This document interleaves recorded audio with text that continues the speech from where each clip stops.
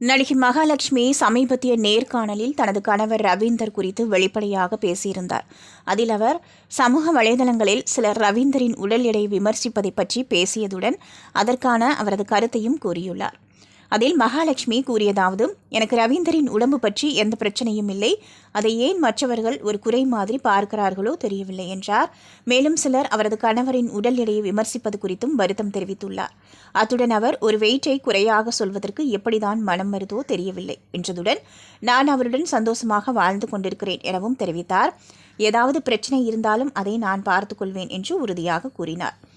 சமூக வலைதளங்களில் மகாலட்சுமி மற்றும் ரவீந்தர் தம்பதியினர் திருமணத்தில் பிரச்சினை ஏற்பட்டு விவாகரத்து நடந்தது என பல்வேறு தகவல்கள் வெளியாகியிருந்தன என்ற கேட்ட கேள்விக்கு இதற்கும் தெளிவாக மகாலட்சுமி பதிலளித்தார். அதில் அவர், எங்கள் 2 பேருக்கும் டிவோர்ஸ் ஆகிவிட்டது என்று நிறைய கதை வெளியானது, அவை அனைத்தும் பொய்யானவை என்று கூறியுள்ளார்.